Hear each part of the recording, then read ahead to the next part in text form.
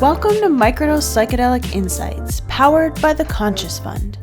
This is the Psychedelic Insider Series, fireside chats with industry leaders in the psychedelic space. My name is Paul Glavine. I'm the Chief Executive Officer of Cybin Corp. Bit background about me. I'm a Newfoundlander from the East Coast of Canada originally.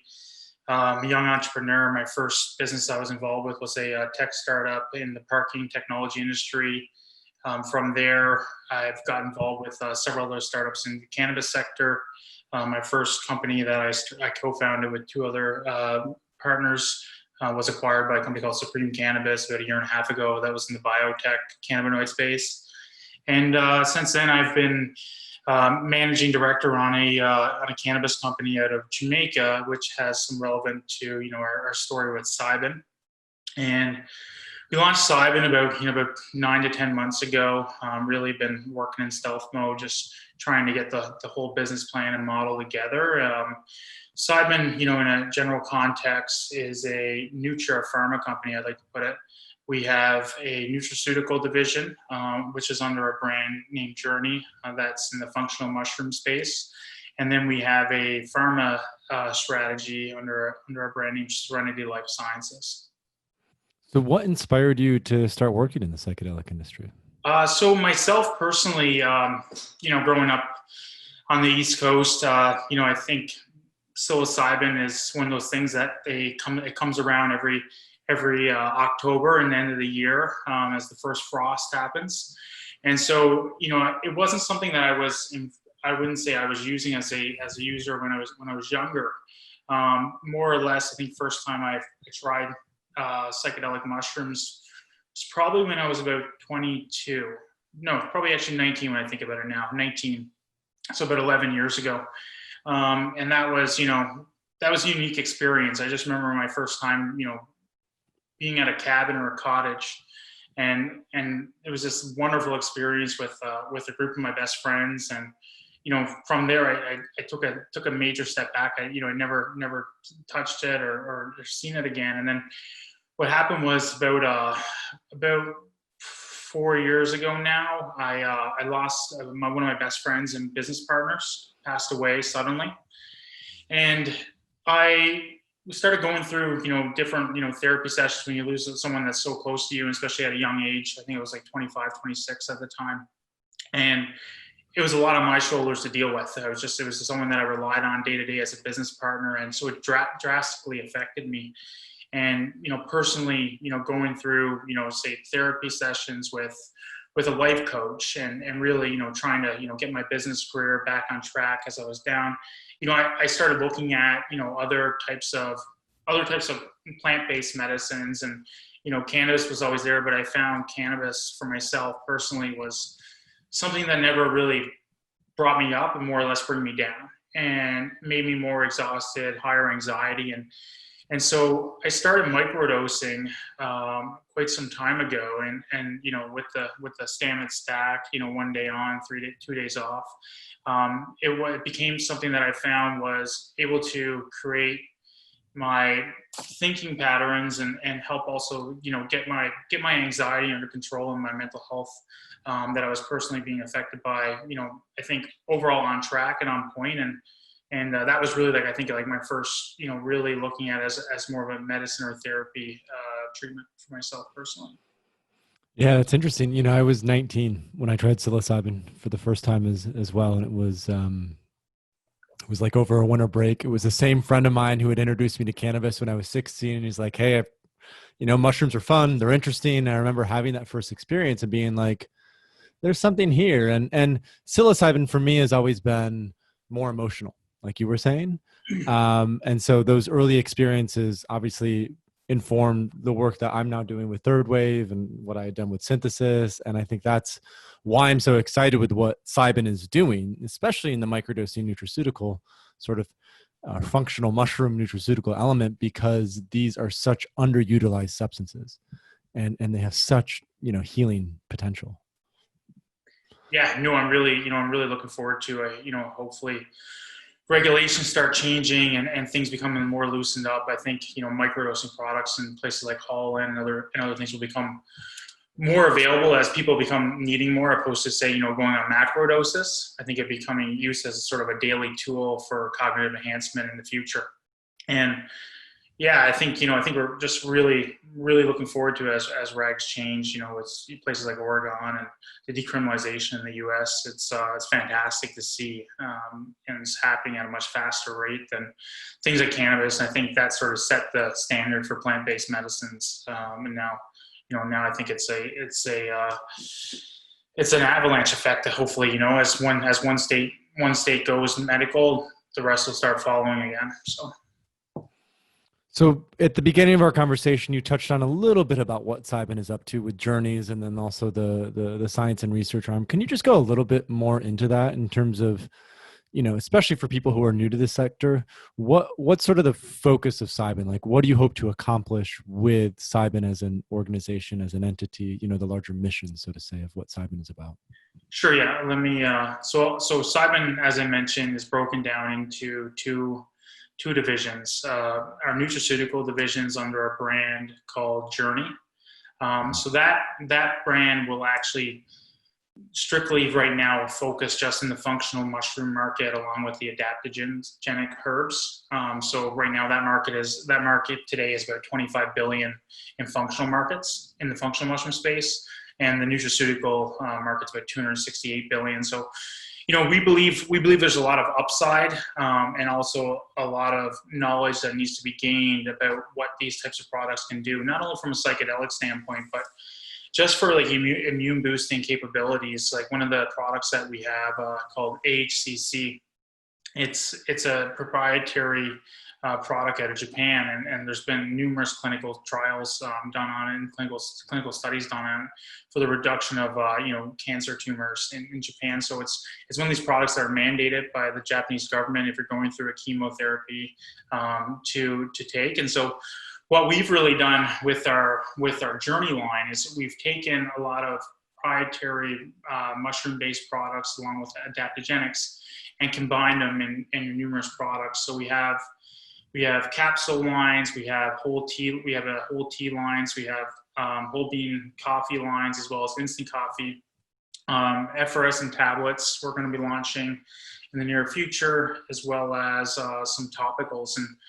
And the products right now, we're about 30 days from rollout of our first products on the Journey line, and we're going to be coming out initially on the e-commerce side. And it's really to help build the brand. And, given the situation we're especially in with COVID right now, it's, the bricks and mortar model is definitely not the ideal model. So I think what we're planning and what we're doing is being very strategic and sort of waiting on the sidelines how we will roll out the brick and mortar model. I think, there's definitely a in-person learning experience that has to happen to gain a customer. And we definitely acknowledge that.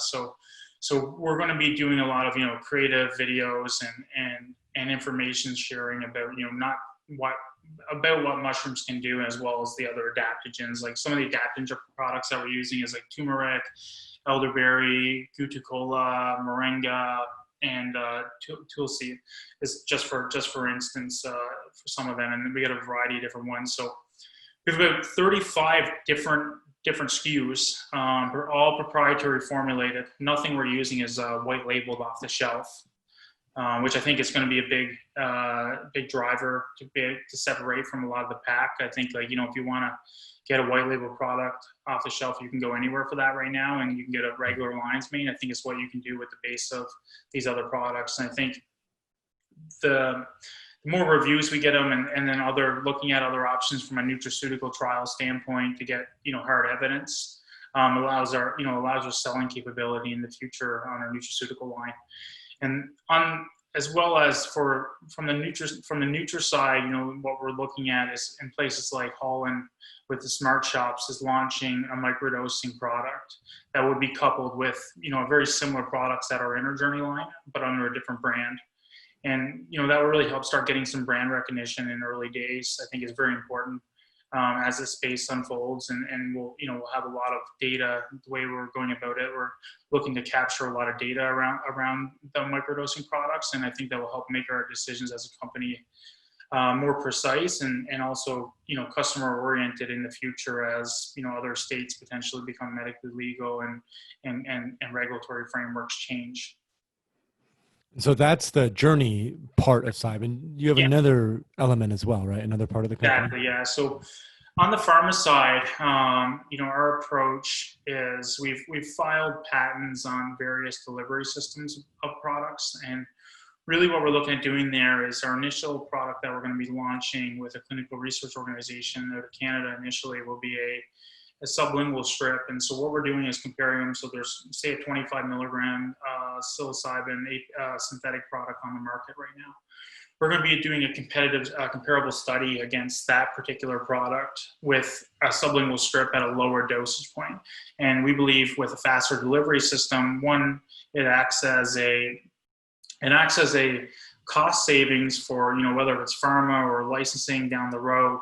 As if right now, I'm not sure if many people know this, but as a single gram of psilocybin API is about $7,500 and upwards. And so how does that compare to like normal? Like, I know if I want to, let's say, legally buy truffles in the Netherlands. Yeah. Comparison, it's like $50 for, a whole 15 grams of pack or whatever. Yeah, exactly. And so, this is obviously a pure compound extract, but it's crazy because it's a synthetic version. So I think with that type of pricing, you really gotta look at, what are some unique capabilities you can do through delivery systems. And I think with the sublingual approach that we're looking at is, instead of having a 25 milligram product, I think, potentially a 3 milligram or a 5 milligram, depending what our studies bring back as comparable results, we can have a cost savings for there in the future for licensing. But,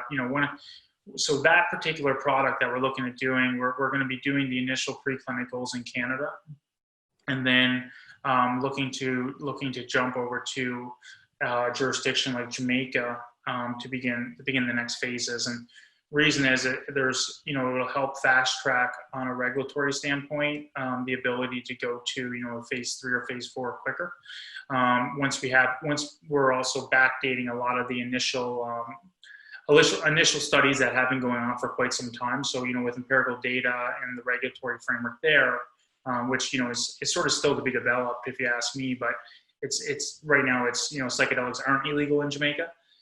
So there's an ability to fast track certain things and get data, prior to many other companies having access to it first. And what that allows us to do, I think, is make more targeted decisions as other states and other countries open up.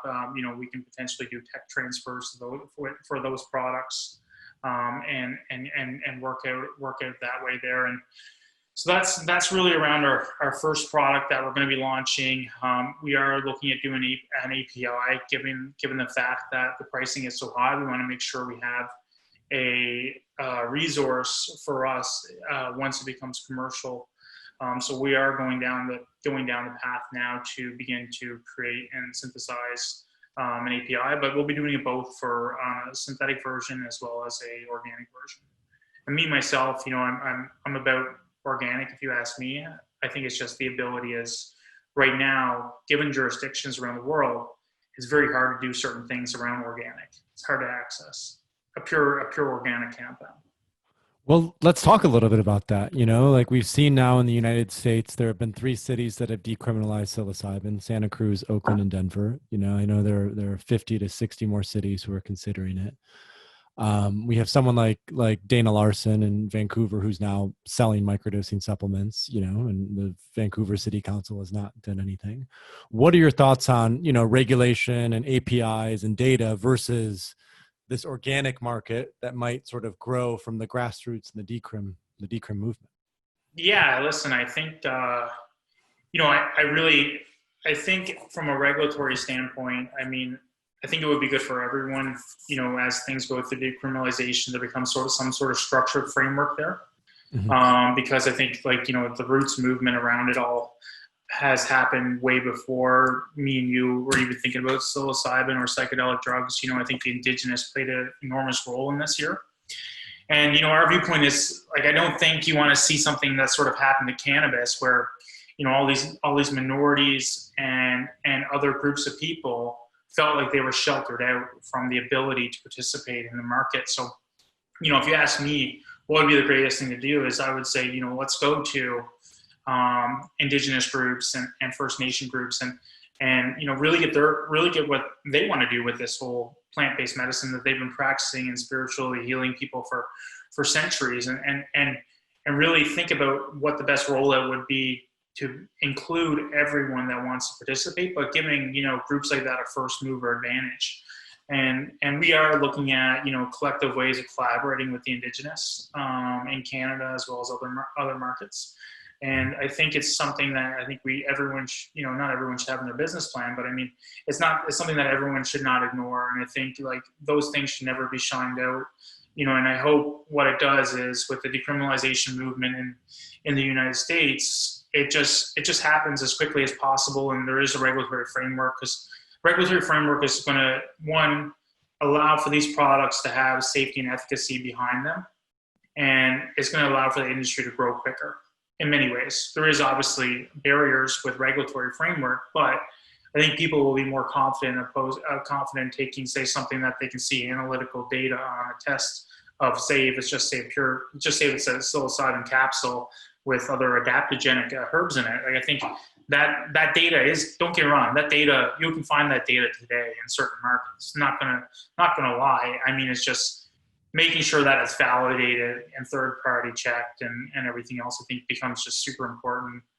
And I think, that's sort of where I'm hoping this industry, really has a snowball effect. And, what happens in Oregon, it happened in Denver, it happened in Santa Cruz, just quickly unrolls everything else. And, I think we need to get some big United States politicians behind the movement and really see what it can do for, PTSD veterans. And, I had a call the other day with one of our advisors, and they were mentioning, there was an Indigenous reserve in northern Canada, northern Ontario, and over the Christmas break, there was 13 suicides from people under 20, right?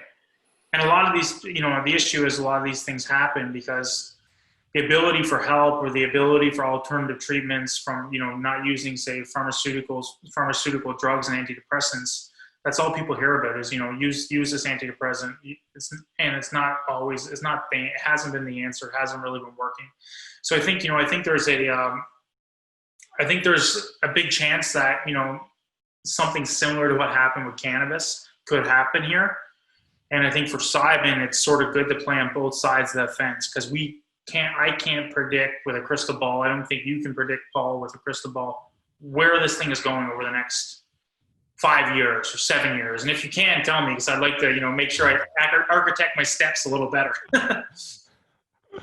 Well, it's so interesting. I think the points that you're bringing up around cannabis versus psychedelics are super relevant. Like cannabis was really that first illegal drug, that wasn't caffeine, nicotine, or alcohol, that sort of made its way into our culture's way of being, when it became medicalized and legalized. And now obviously in Canada, it's fully legal. And so it's really interesting to see how psychedelics are now kind of coming in after cannabis, and both the similarities in terms of these are previously illegal drugs that now can be used, but also the significant differences in terms of like, well, what can the psychedelic space learn from how cannabis was rolled out to ensure that it doesn't repeat some of the same mistakes. And I think those conversations are really important to have, because the larger thing that's going on, I think, especially in North America and Europe, Western culture, is just a total reevaluation of what's a good drug and what's a bad drug. Yeah. And I think that's a really interesting conversation. Totally. I mean, I think they really need to make sure that they're very calculated on what they do. I don't think, like, if you look at many cannabis markets, there hasn't been that many success stories. I think there's been a lot of horror stories. I think a lot of people, have been poorly affected and left out and felt like they were neglected, where, there were certain groups of people that weren't in it for the right reasons and basically made away as a bandit and left the rest of the world, basically to suffer. And I think that gives a negative perception of, what people may believe that will happen again with the psychedelic industry. And I think, for everyone involved, I think it's really to make sure, we consult the thought leaders and the people that have been in this for decades and decades to really get their advice and really think, what their experiences are and how they believe it should be rolled out. And I think that would go a long way, opposed to, consulting some politicians that, have never ever used it or never seen someone that have been affected positively from say a psychedelic therapy or just in general from like cognitive enhancement and everything else. So it's something that we want to make sure that the playbook is definitely thought out and methodical, and we don't just roll it out just because people want it right away. Yeah, I mean, one thing that I love is this concept of like having skin in the game. Mm-hmm. And I think people like Rick Doblin and Dennis McKenna and Jim Fadiman and Stanislav Grof and some of these elders of the psychedelic community who are still alive today. Amanda Fielding is another one.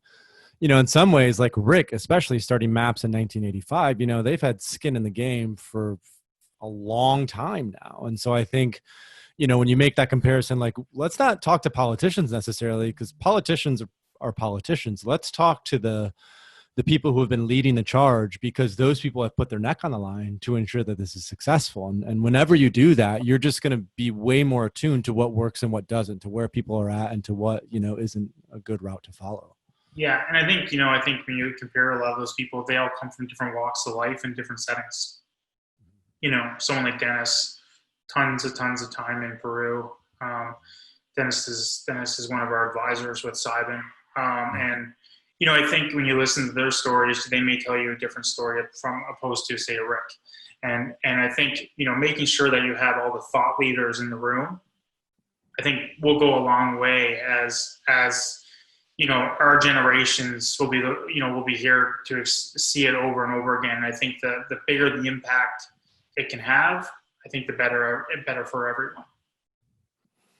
So let's get back into some of the nitty gritty. And by the way, just for people who are watching, we'll spend probably the last 20 minutes or so answering questions. So Paul and I will be talking for another 15 minutes or so. But if you have questions that come up in the process, just drop them in the Q&A and we'll be sure to get to those once we're finished with the live podcast. So, I'd love to get back into the nitty gritty a little bit for what you're doing for Cybin. And obviously being a CEO of a company in the psychedelic space, especially a company that's focusing on microdosing nutraceuticals, which personally I find to be fascinating, obviously. What is a typical day like for you as the CEO of Cybin Corp? Well, I think if you were talking to me, late 2019 would be a lot different than it is today. That's for sure. I mean, day to day is, it's very interesting. I think, personally, I find myself more busier than ever. And I think the reasoning behind it is, there's less time commuting, there's less time on airplanes. There's, you just spend a lot less time, doing other things that occupy so much other time. And for me, we could kick off a day as speaking to my other partners, usually multiple times throughout the day. Speaking with investors, prospective investors that are looking to invest in Cybin, as well as making sure that during this COVID time, team bonding is not forgotten, and people aren't sort of just sheltered and left on their own. I think the more interaction and call ups just to say hello, whether if it's from an administrative person to your chief, your operations officer, whoever it is just make sure, big, small, wherever they sit in the position of your workplace is to make sure they're not forgotten and they're part of a team and that everyone's driving through this goal. Things may be a little bit difficult now versus, what it's like working in an office and you see each other face to face. But I think we've learned to adapt quite well. And, I think it's working out. I think, the future of people going into a commercial office day to day is going to significantly change. And, I think people like that aspect of going in, but it may break down where it's like, what, we can do 2 or 3 days of having that more in-person team meetings, and the rest of the time can, be more focused on, doing business at home, and then spend more time with your family and loved ones, where you have that extra few hours of gap of commuting time. And I think what we've learned from this experience with COVID has really shown that you have the ability to do other things without such a condensed time frame of other issues breaking up your day. So, you've been involved in the space, let's just round up, for the past year or so, right? You said you've been largely in stealth mode. So we're sitting now, it's May 2020. Obviously, as we've already talked about, the whole pandemic, COVID-19 has significantly changed, the face of the industry. So I'd love for just to understand a little bit better, like, since about a year ago, how has the space evolved since you were involved? And that might be a pre-COVID and sort of a post-COVID in terms of what you've noticed and recognized about the interest in the psychedelic space.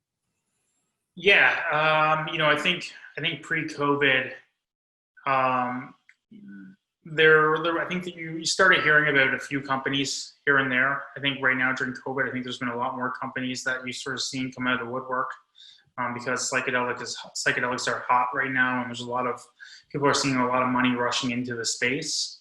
Mm-hmm. Pre-COVID, I think there was retreats going on in places like Jamaica, where I spend half my year.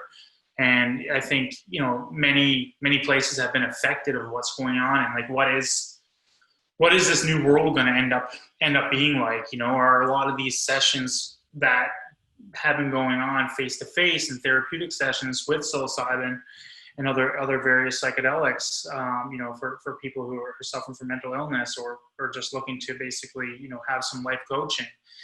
Are these things going to be done more in a digital way and a digital facet? Obviously, I think, say if you go to a place like Jamaica, a retreat would say supply your own psychedelics, where what happens if Paul's in Florida and Paul can't get to Jamaica?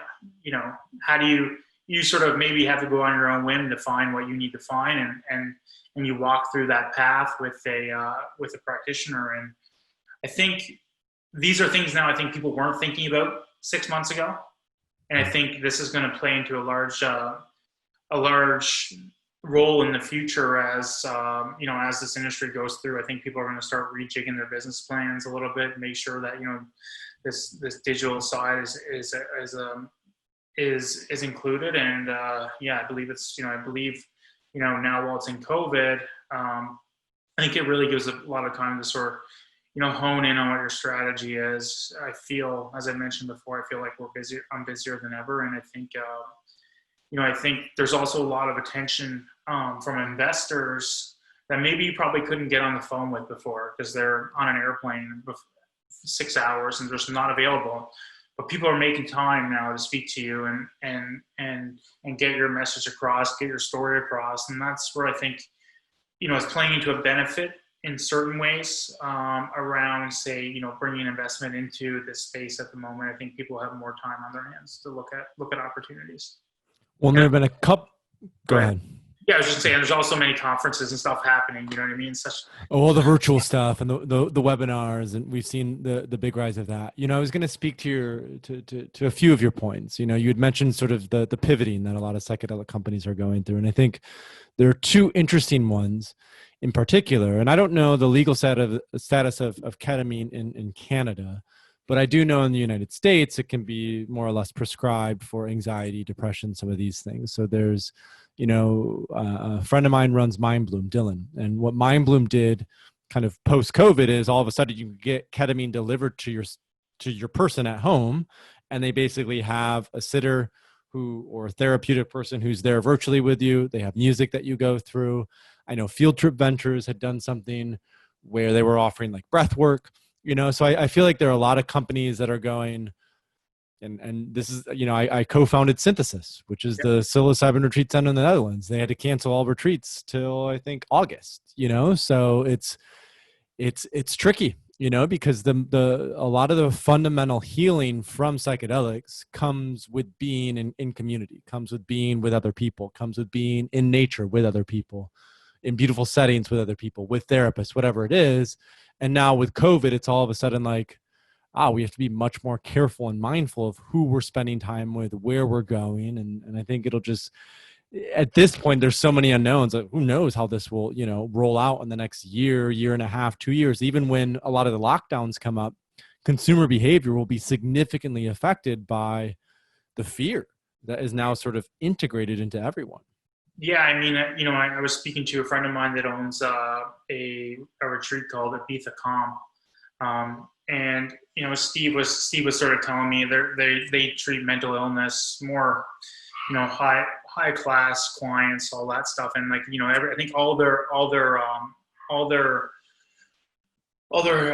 retreats and I guess clinics, their sessions and everything have been postponed as well. I think till August, and I think it plays a major impact on not only on the business that they operate in, but also how people are going to look at moving forward, with a therapist. Like a lot of times when you're dealing with someone who may suffer from addiction, it's like, you go to these places and they're like almost like a hideaway, whether if it's 4 weeks, 6 weeks, whatever it is. And there's the follow-ups and there's follow-ups that you need to always daily inquire to make sure that, people aren't relapsing. But, I think in a situation like today, I think you have to pay a lot more attention to it because now people, have their ability to be in their own home. They're not they have the same access as what they once had, maybe to other narcotics that they're suffering from an addiction from. And I think, I think it's going to be a very complex, business decisions on how you best to tackle those types of situations to make sure your business survives and stays strong to get the best results for your patients. Like it gives a lot of thinking, and not say from one company, but I think collectively as an industry. Great. Well, we've covered a lot. We talked about, your personal story. We talked a little bit about, what Cybin is doing with journeys, and also the sublingual and more the research element. We talked about your role as CEO. Let's kind of zoom out a little bit. Obviously, as we've already discussed, having a clear idea of where this is going in the next 6 to 12 months, there's still a lot of sort of unknowns as the dust settles from COVID. But if we zoom out even more than that, we'd love to hear your thoughts about like, where do you see the psychedelic industry going in the next 5 to 10 years? So let's say we're in 2030, what's the deal with psychedelics at that point? I hope the ability to have, I think it's going to be a tricky regulatory challenge to look at and face. I think what I would like to see is what's going on in places like Holland available around the world, especially like North America and Europe, I think, as well as I know I was talking to some groups down in Australia, and, they're sort of going through a similar process. I hope that, the decriminalization rate happens and people aren't, being incarcerated for psychedelic drugs, especially for therapeutic uses. I'd like to see the ability to have, microdosing products sold in pharmacies, and you could potentially get them as daily medicine, maybe to offset people who are taking Ritalin and other things for ADHD or want to step away from caffeine. I think that would be the perfect world to me. And I think obviously, having some of the larger companies who are doing really psychedelic research on other products like ibogaine and everything else, really seeing breakthrough status with what products they're trying to bring to market, and also results of what they're trying to do with people, to help try to reset the mind and really give life and other people in the world who really suffer from really severe depression and other mental illnesses a new chance. And I think if we can come out of something like this here and start knocking down the statistics of mental illness, like Canada alone spends $51 billion on indirect or direct on mental illness activities. And I mean, if you can start bringing down those numbers, I think we're going to have a better society, and we'll see less chaos that we see, from day to day, from crap with politicians to terrorism and all that stuff. And I think, I think people will be more happier and have a better quality of life. Hopefully. That's my hope as well. 51 billion in Canada, it's probably what, 10 to 12 to 15 times that in the United States, just because of I think it's how much bigger. It's about 460 billion in the US. And it's crazy because a lot of that is unnecessary suffering. Yeah. And it's suffering that's brought about because of I think, my perspective is medical policies that aren't all that great sometimes. And I think that's the opportunity with psychedelics is transforming medicine. Transforming medicine to give people their power back, to give people the right to choose certain things, to give people the chance to really heal some of the deep wounds that we all have. And, I'm just as optimistic as you are. I'm probably even more optimistic than you are in terms of what could be accomplished in the next 10 years. And I really feel like I said before, cannabis was sort of the first domino. Yep. And my hope is we're going to see this incredibly chaotic decade of, we could potentially live in a whole new world in the next 10 years based on what we're going through now. And it'll be really interesting to see, I think in particular, how psychedelics influence the creation of that new system. So not necessarily medically, but even like you have people like Elon Musk. Yep. Or you have people who go to Burning Man, who have been involved with Google. Steve Jobs, have talked about how from a leadership perspective, psychedelics were some of the most impactful things that they have ever done. And I think at the core of it, it's this sense of realizing our interconnectedness to everything. And when we realize that, we have this desire to then go, okay, I want to take care of this because it's mine and it's everyone else's, and it's for the benefit of the greater good. Yeah, no, I think people feel more passionate about, once they've done them, they'll understand the passion behind it and what can be accomplished, not only from a medicinal standpoint, but also, to also enhance the betterment of the world, right? So. Great. So let's get into some questions now. We have about 5 questions so far. So if any of you are listening, you've Paul has mentioned something or I've mentioned something that sparked your curiosity, go ahead, write down a question for us so we can get to that. Paul, the first question, which I think is super practical and relevant, comes from Shaheen, who asks, can you share what you need, whether it's a Health Canada license or whatever else it is, to be able to work on psychedelic drugs in Canada? Yeah, so in Canada, you would need a drug establishment license. So certain, say, pharmaceutical companies who have narcotic licenses and handle drugs, what they would have to do is apply for an exemption with Health Canada. It takes, from my knowledge, about six weeks to about 12 weeks to get the exemption. Depending what you're looking at doing, and yeah, that would be the first step, obviously on a really research based result, no commercial activities. Next question comes from Stephen. How did you go about finding the right investors and strategic partners for your company? I mean, just to give you a bit of background on the company and where we are today as a company with investors and everything else, we've kickstarted we had a seed round. We raised about 3.4 million in that round. And it started actually like early December. Majority of the money came in January. And I think, what we faced was some challenges around, this COVID time and also a new industry. I think what you got to really be focused on is, don't take no as an answer. Knock on every single door. I think look for people who have relevant experience, whether it's people that run addiction centers and, believe that these types of products are going to be alternative treatments in the future, and having access to be able to provide something that not many others are doing at the moment. Really, I think spearheads and investors foresight into the future to see as an opportunity and helps their decision easier. So I think it's really having a more architected business plan around that. Good. So, question from Juan. Sure. Is there any ongoing research in the therapeutic use of psychedelics in children, or is this too futuristic?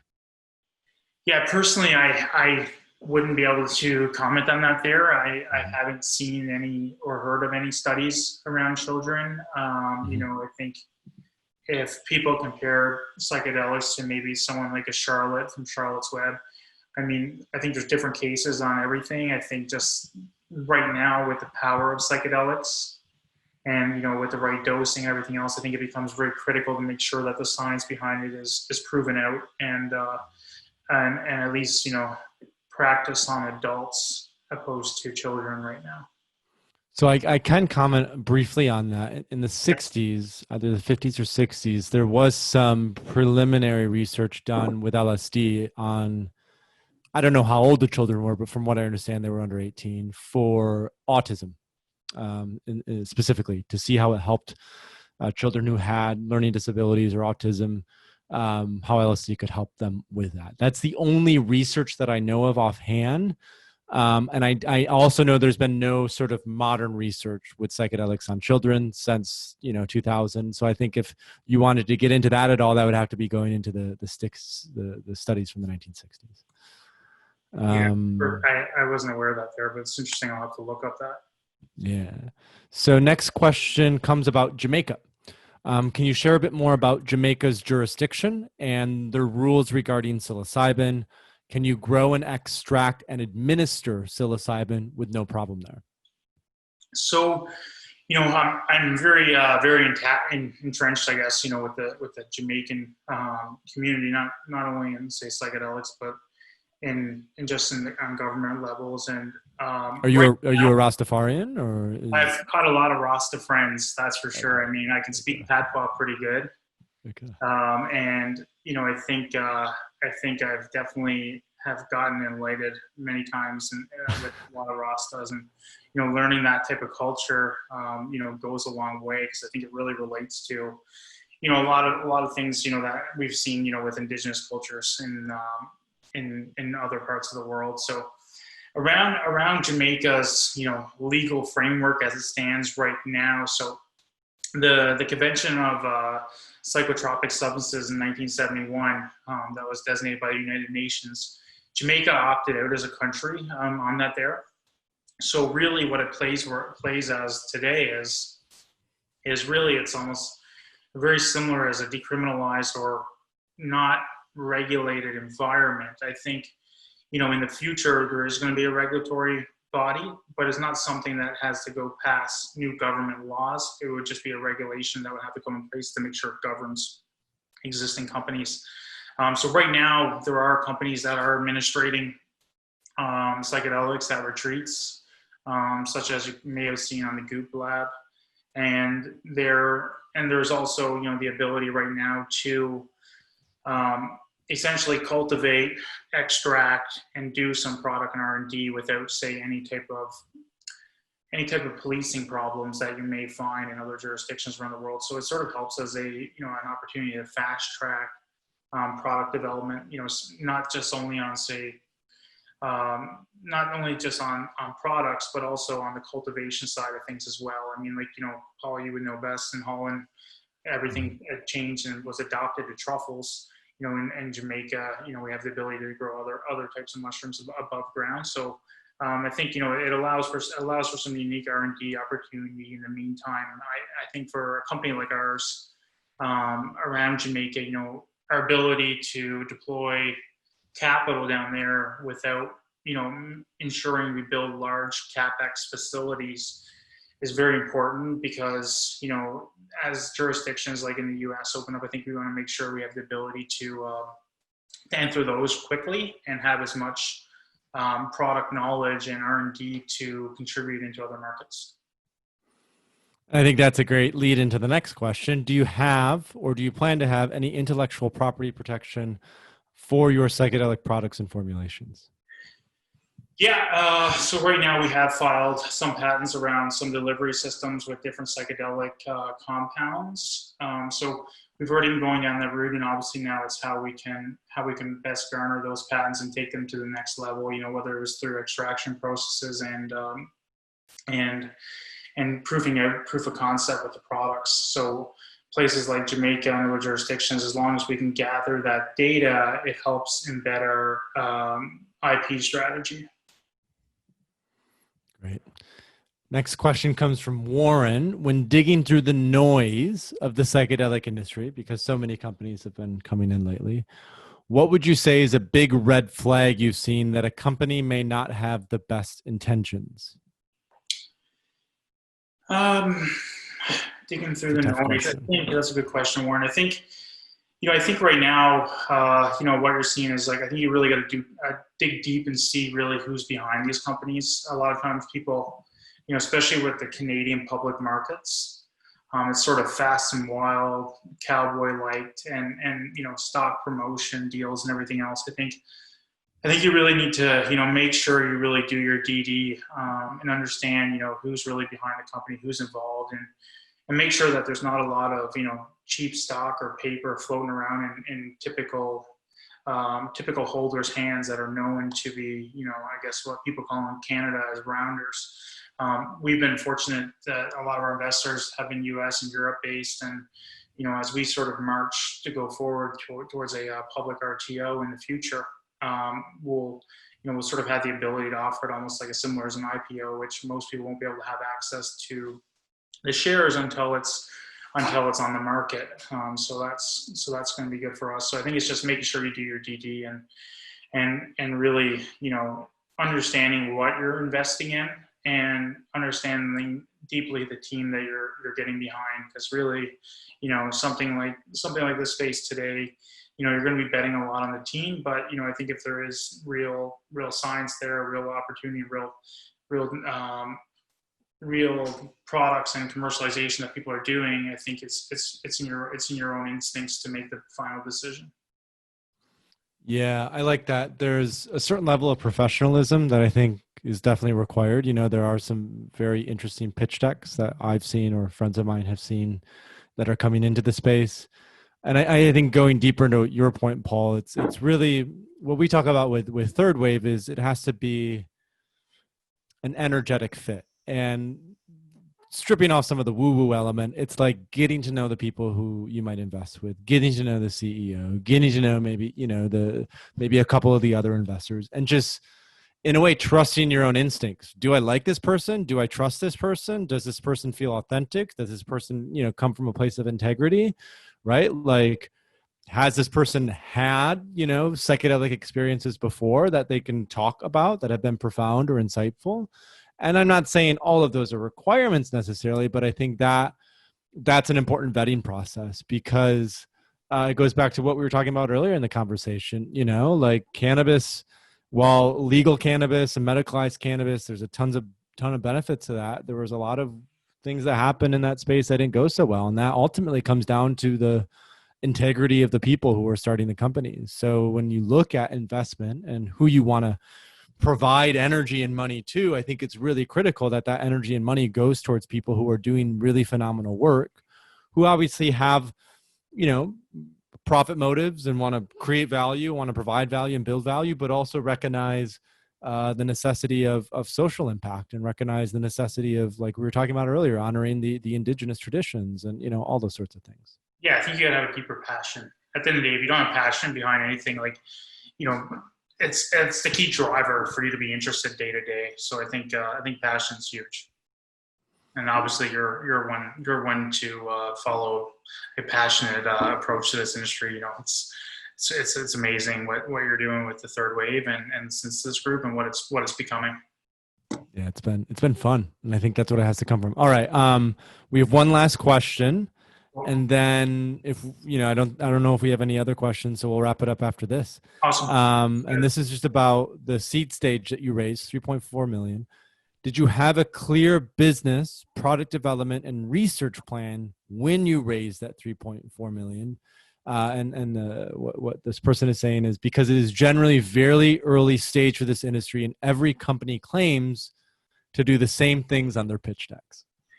Yeah, so I mean, when we started off, obviously, myself personally, I think we're playing a lot of the ability to make things real. Is that, as I mentioned before, I spend about 40% of my life in Jamaica, and the ability to take some a jurisdiction where I personally have experience. I have some friends that are very very tapped into the Holland industry there, and having the ability to look at everything as a whole and see what you can actually do, I think really played a big difference in our decisions, because it allowed us now to open up and start doing work in a jurisdiction where it's essentially unregulated.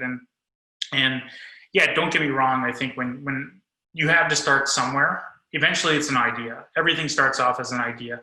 And so whether if it takes you 5 months to get your idea into some sort of commercialized product, such as like a nootropic or a nutraceutical, you have to be patient with yourself, and you also got to believe in yourself. And if you don't believe in yourself, no one's going to believe in investing in you. And I think that's the key to it.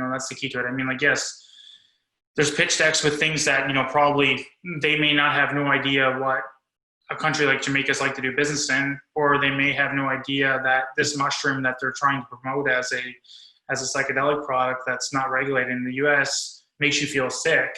But I mean, there's other people that can give you that advice. So I think if you're taking it from a holistic approach, I think you'll get the best results overall in general. And you just got to come from the heart from the beginning and make it real. Great. Well, Paul, I want to thank you for your time. It's Wednesday night, 7:55 in Toronto. I'm sure you've had a long day, like I have as well. So get some rest. The work you're doing with Cybin is incredibly important. It's been an honor to get to know you, over these past few months, both you and John. Yeah. And just thank you so much. Thank you so much for your time. Thank you so much for your insight. What you all are doing is really important, and it's great. Great. Thank you, Paul. Thank you, everyone, for watching tonight, and look forward to updating the world as Cybin progresses. We're just closing our Series A in the next week, and then we'll be going into an RTO in Canada, probably aimed for September. So keep an eye out for Cybin. Thanks. Bye. Thanks for joining the Psychedelic Insider series, brought to you by Microdose and the Conscious Fund. Visit our website at www.microdose.buzz.